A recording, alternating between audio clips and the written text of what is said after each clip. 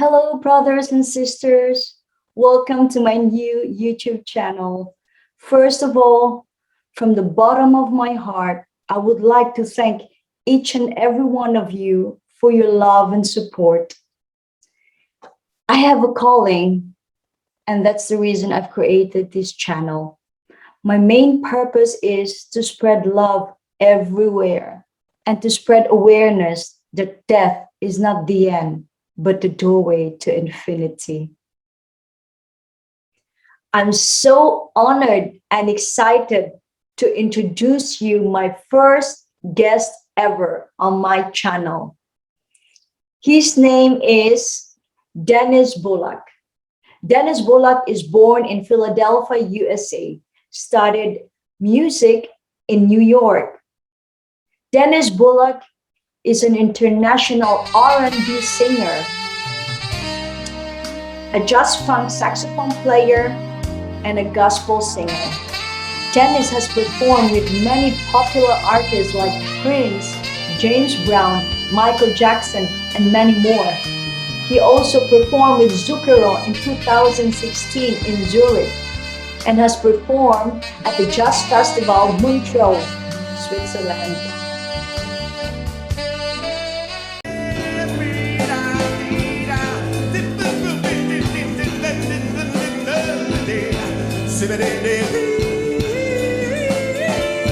Dennis Bullock had two profound near-death experiences. The first one is where he encountered his mother, and the second one where he literally died. I have chosen him to be my first guest as his NDE experience has touched me in a way that I could never imagine. So let's welcome him, Dennis Bullock.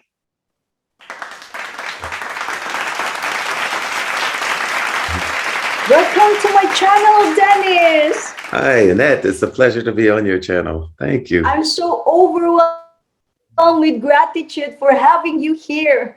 It's a pleasure. Happy. Thank you. Thank you so much. It's a pleasure for me also. Your near-death experiences too had touched me so deeply that, and it was the most profound, most informative, and most amazing experience I have ever heard. So that's the reason why I chose you to be my first guest on my channel. Thank you. Thank you.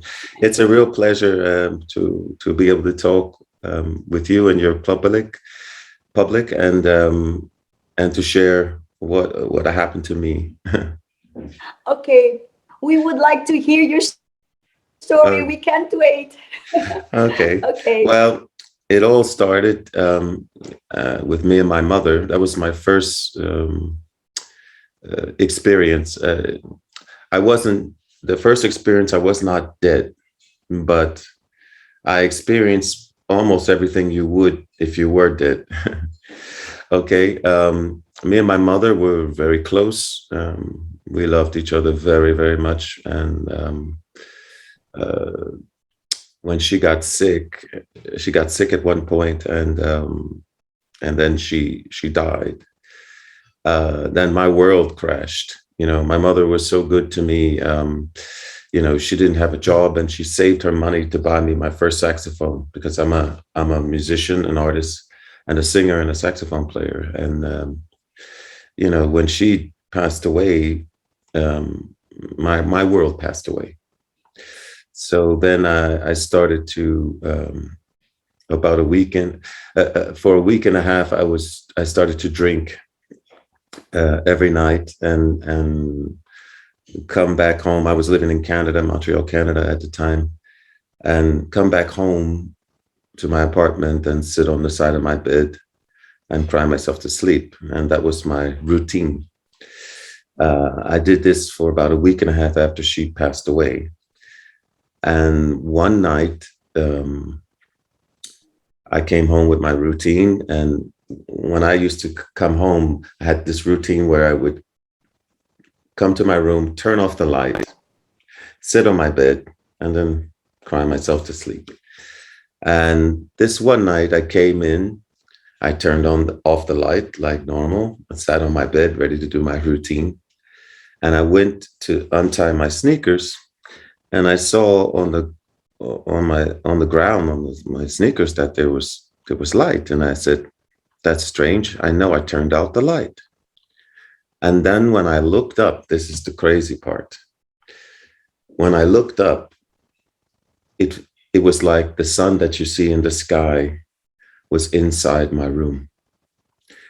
And the love that came from that sun was incredible. It was like, the only way I can describe it is if you were to go on the beach with all your clothes and just stand there, and a big wave would cover your whole body, and you would think of the water as love. It just washed over me completely. And then I saw out of this sun, this grand sun, which I found out which I knew was God, these smaller lights came. There were two. One was a little bit bigger, and the smaller, and another one was smaller. And they kind of floated out towards me. And the smaller light I recognized was my mother. And the first thing I said was, wow, Mom, it's like that over there. Oh my God. Wow, this is incredible. And then she began to talk with me. And she kind of, like a telepathy, or shot her voice and the idea into my head. But I heard her as clear as I hear you right now.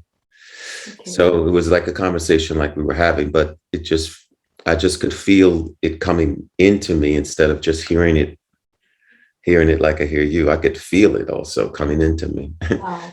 And so she said to me, I said, Mom, you're all right. That's so great. And she said, I'm going to tell you 1 week in advance, so you're going to know that this happened and that this is real. So she started by saying that, because I'm a musician, and she started to say to me that the next week you're going to have a job. And I hadn't had a job in about 3 weeks since her death. And I said, okay. She says, but in this job you're going to have, there's going to be a bouncer or a doorman. And he's going to be a homosexual and a psychopath.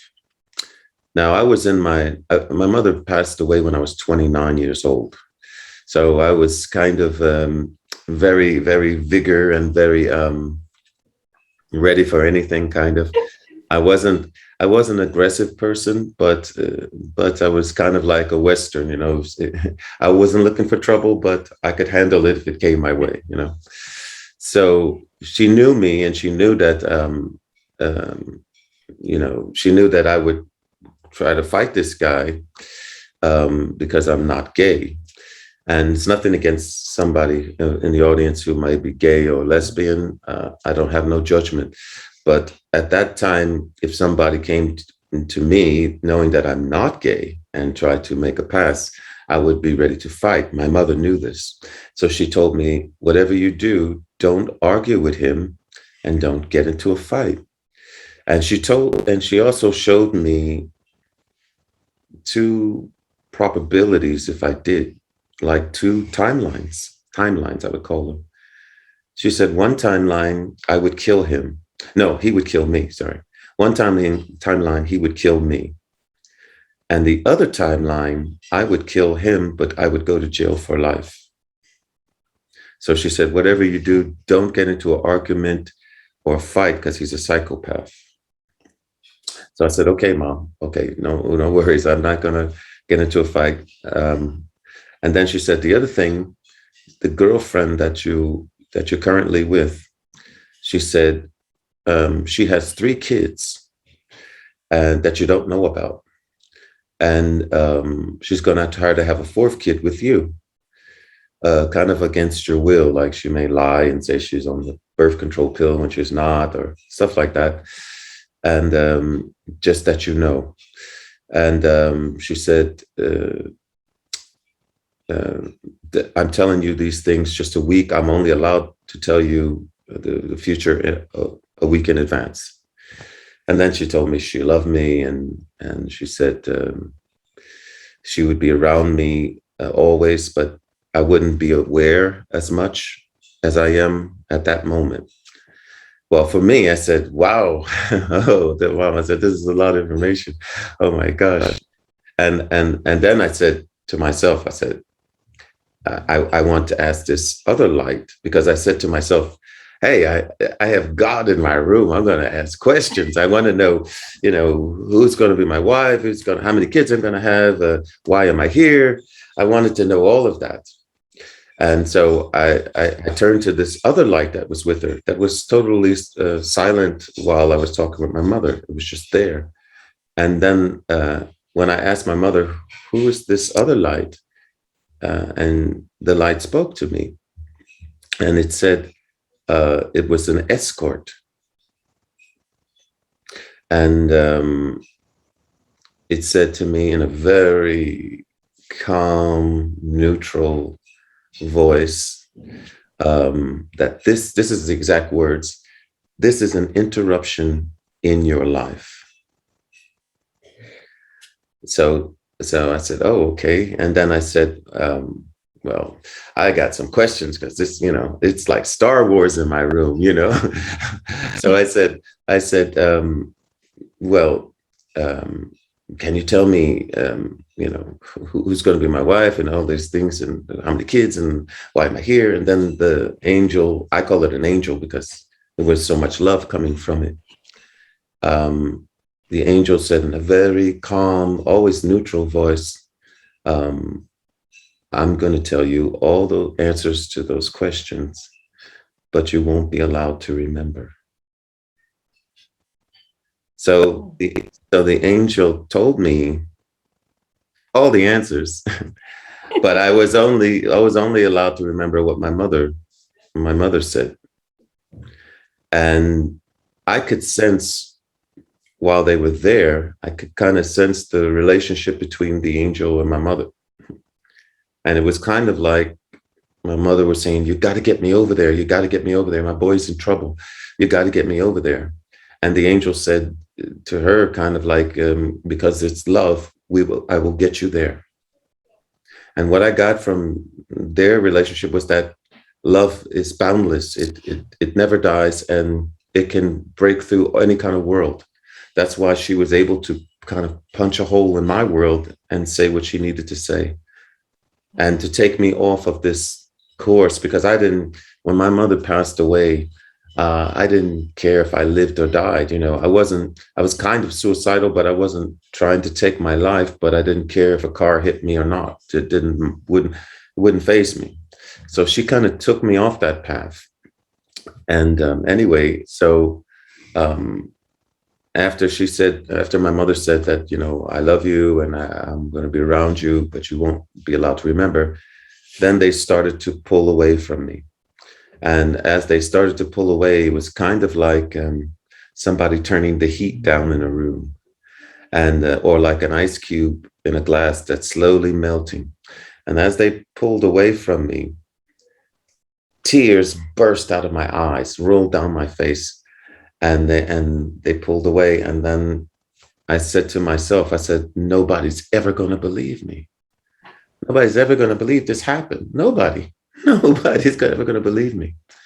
But I have the proof. That next week, just like my mother said, I got a phone call from my band, because I was working with a band at that time. Hey, we have a job. I said, okay. I said to myself, because I didn't let my band members know what happened to me, because I didn't want them to think, oh, his mother died, and, he's a great singer, great musician, but, he kind of lost it after his mother died. I didn't want that. So I didn't tell them. So I said, oh, okay, that's great, And I said to myself, that's just like my mother said. So the next day we went to the job. We went for what we call a sound check, because we check the sound maybe a few hours before we actually perform to make sure everything goes well. And at this, when we went to this club, because I'd never been to this club, um, there was two huge bouncers, huge guys. Like, you know, I'm a big guy, but these guys were like, I mean, like maybe three of me, or, you know, one arm was was my whole body.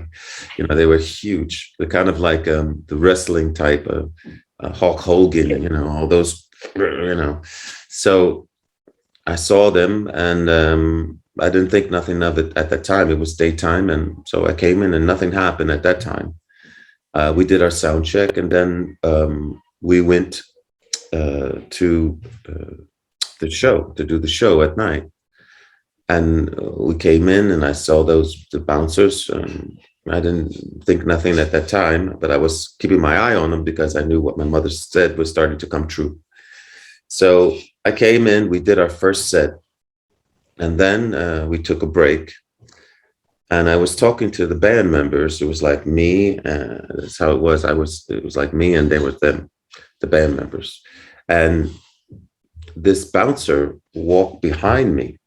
So my band members just saw him pass by. They couldn't see if he did something, but he did. He touched my bottom. He grabbed my butt, pretty much my bottom. And I went, "Hey, what?" I said, "You guys, did you see that?" And they said no, because all they saw was a guy pass. They couldn't see because they were on the other side of me. And I said, "Yeah, this guy just grabbed my butt." So I said, I'm going to tell this guy, because I'm not like that, you know. So I went over there. First, I was a little bit angry, you know, I was mad. And then I remembered what my mother said: "Don't get into an argument. Remember, don't get into an argument."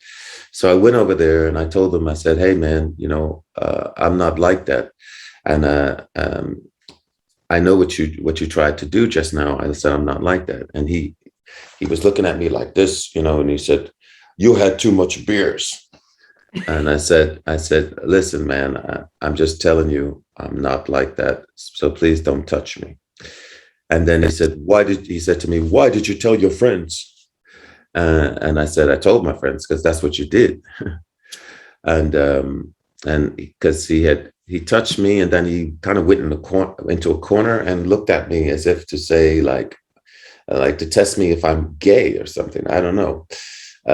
But anyway, I told him that. I said, "I'm not like that." And then I walked away from him, because I said the conversation was beginning to go in that direction, a bad direction. So I said, "I'm not like that, and please don't touch me. Thank you." And I walked away.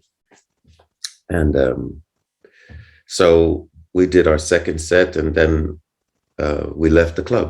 Nothing happened. But the next day, I got a phone call from one of my band members, and they said, "Did you hear what happened?" And I said, "No, what happened?" He said, the club owner, the owner of the club, that bouncer you were talking about that tried to touch you, he broke both of the rib cages of the club owner and went to jail for manslaughter. So my mother was right on target, that this guy was a psychopath, right on target. So when I got that phone call the next day, I said, "Oh my goodness, Mom was right about everything. She's right about everything." I said, "I have to call my girlfriend now. That's next.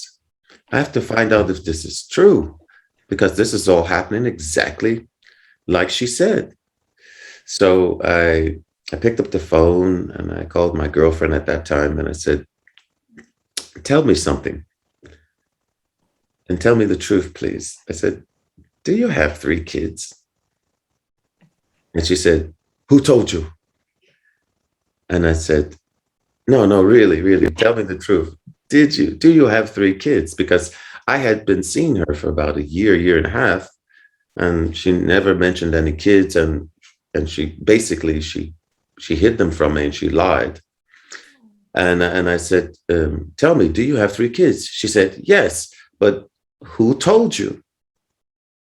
And I said to her, "You're not going to believe who told me, but I'm going to tell you. My dead mother told me. And then I broke up with her because I said, if you're gonna, I said, if you had told me, I would have been okay with being with you with your 3 kids. But because you hid it, I couldn't understand how you could deny your own kids.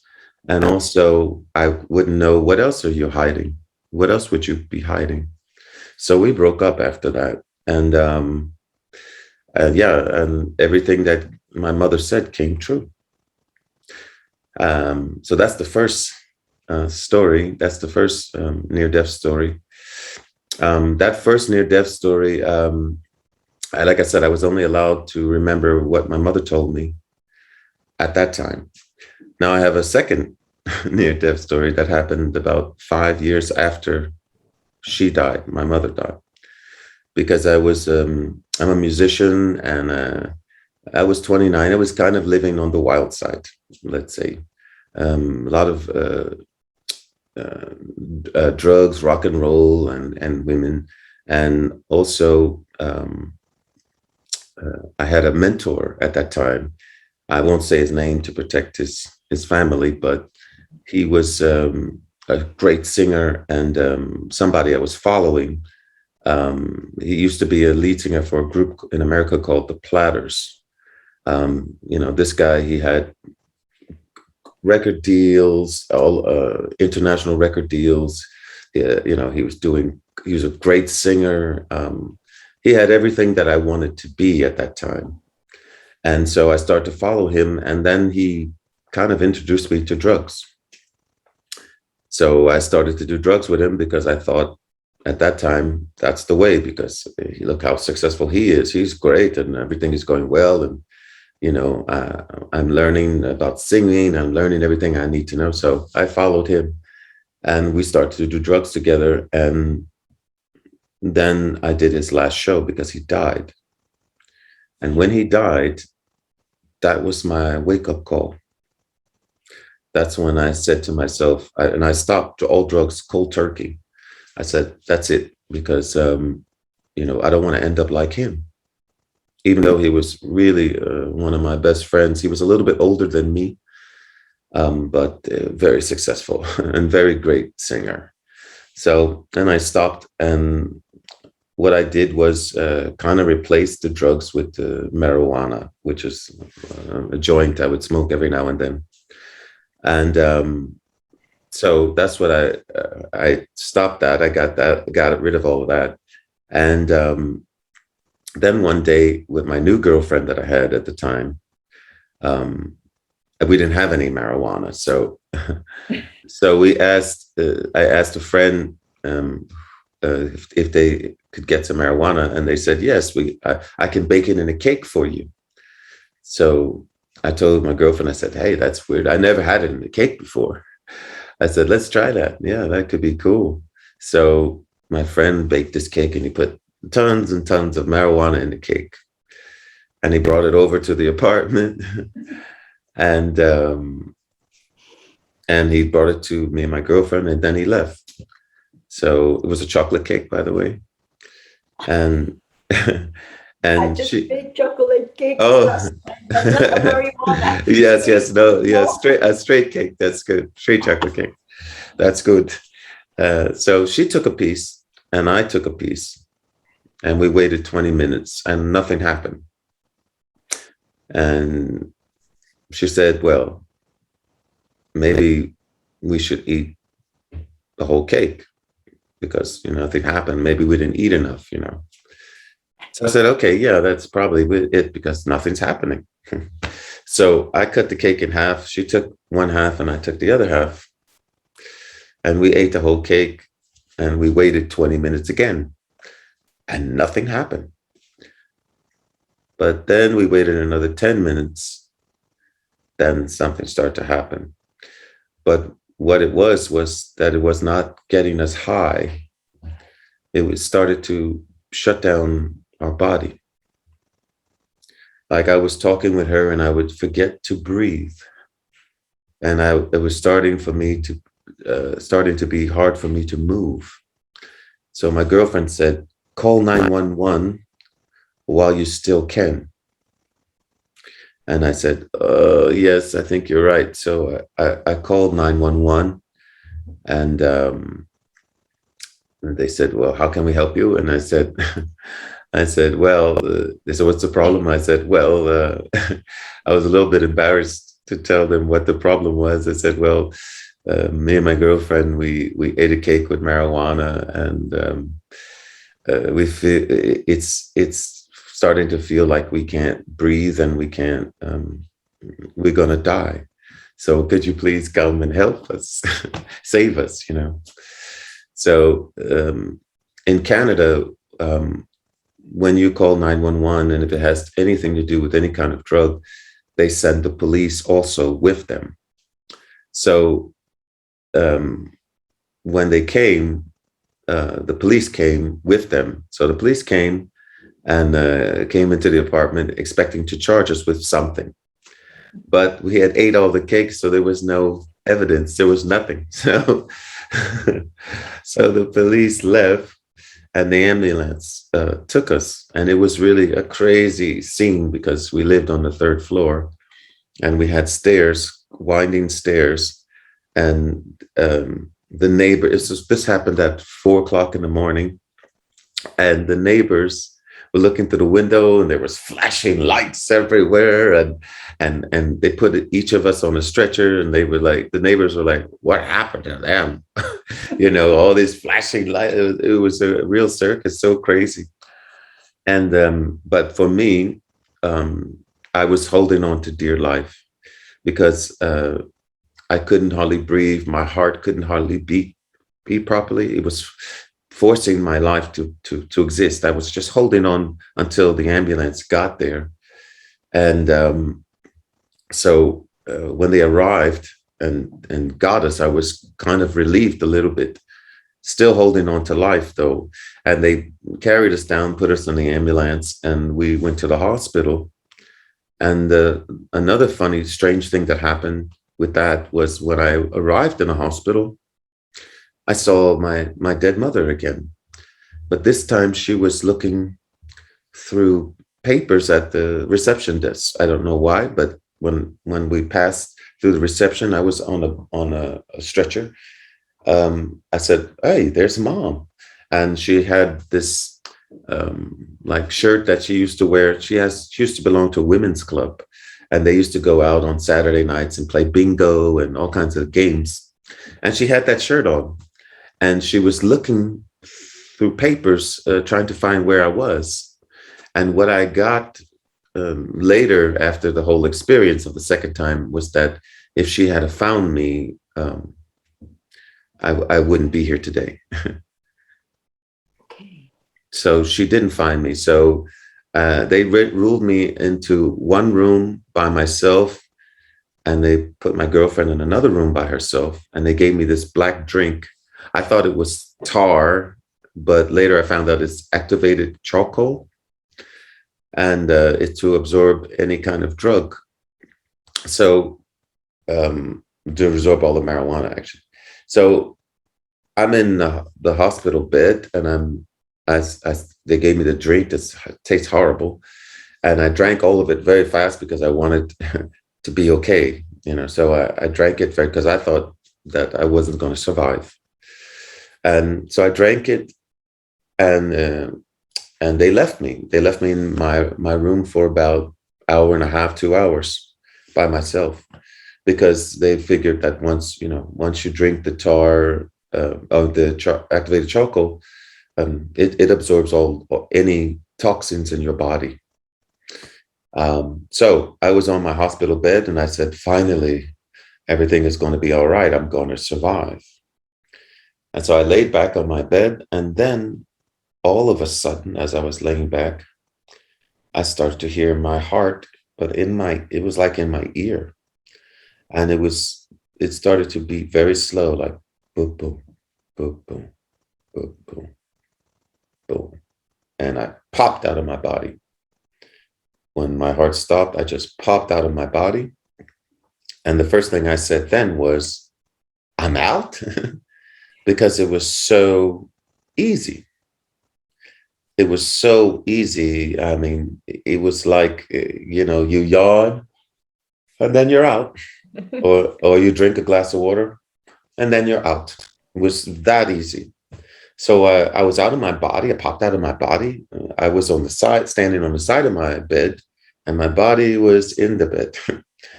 And I first thing I said was, I'm out. And then I looked at my hand. And when I looked at my hand, it was kind of like, the best way to describe it was kind of like, I don't know if you have that, but if you watch TV late at night, it used to be this emergency broadcasting thing would come on, and there would be no program. It would just go shh, and you would just see static. Well, if you look hard in that static, you're going to see there's colors in those little dots. So when I looked at my hand, it kind of looked like that, close to that, but with a light bluish gray tint to it. And so I was looking at that, and for some odd reason, while I was out of my body, that it was like my curiosity was like at 100. I don't know why, but I was so curious. And there was a sink in my hospital room, and there was a drop of water that was just going boop, boop, boop. And for some odd reason, to the eyes of a soul, that was so fascinating. It was so wonderful. So I said, a drop of water. Wow. And the minute I wanted to see it, my vision, it zoomed in automatically. It zoomed very close and then very back. And then I said to myself, I would like to see that water from. No, then I said, it's this next part I want to explain. It's kind of like if you hadn't rode a bicycle in 20 years and I give you a bicycle, I'm sure that you'll still be able to ride it. You'll still remember how to ride a bicycle. And it was kind of like that. I wanted to stop time. And I just said, oh yeah, I can stop time. I remember. And I just put my hand across the air, and the drop of water froze in midair. Totally froze. And then I said, wow. I said, then I'd like to see that water from every angle. And then I just opened my hand, and then 5 of me appeared. And one was on the right of the water, one was on the left of the water, one was underneath the water looking, and one was standing watching and right in front of the water looking. And I was watching all 5 of them, and they all were me. They all were me, and they had my face and a body, but kind of a light body. It was white, kind of, but just like a silhouette of a body. And then I said, wow. And then when I would close my hand, all 5 would go right back to me, back to one. And I kind of liked that. That was kind of fascinating. I said, wow, that's amazing. And then I did it again, boom. And it was 5 again. And I went, and I kept doing that, boom, boom, boom, boom, boom. And I said, this time I'm going to do it with a little shake, boom. And they all appeared a little bit with a little shake. And I started having a ball going like that, boom, boom, boom, back, wow, wow. And I was doing it fast, slow, shake, And then I burst out laughing. I burst out laughing on the other side. And that was amazing too, because that, it sounded like I was laughing in the Grand Canyon. It went, all the way into eternity. And after that laugh, all of a sudden I got the feeling that someone was watching me from behind. And very gently, after I felt that feeling, it shot. It spoke.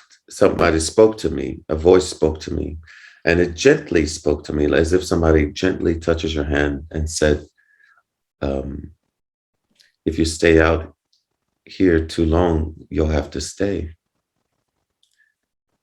And it was kind of like the best way to describe it is if a parent is at a playground and they tell their child, "Hey, don't run around the corner too fast. You could fall. You know, hey, if you stay out here too long, you could stay." So, and I said, "Oh yeah, that's right." So I pointed myself in the direction of my bed, because I never wanted to look at my body, because I was afraid that I was going to see my body in some kind of, weird expression, bad expression, because I knew I was out. My body was dead. My heart had stopped. So I was scared to look at it. So I just pointed myself in the direction of the bed, and I just flew into my body with my thought and my soul. And the minute I did that, my heart boom, boom, start to beat again. And that was it. Oh yeah, there was one more other thing. This next part was kind of like, the best way that I can describe it is like Alka-Seltzer. If you put Alka-Seltzer, those 2 tablets in a glass of water, they start to dissolve, right? But the longer I stayed out of my body, the more my information started to expand.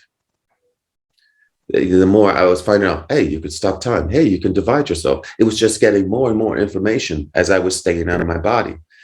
And this time I was able to bring it back. I was able to bring that information back. And that was really great. Also, after that experience, I kind of got a kind of gift that I'm able to read people's energy. It happened to me. Hi everyone, the second part of this video is on the link below the description.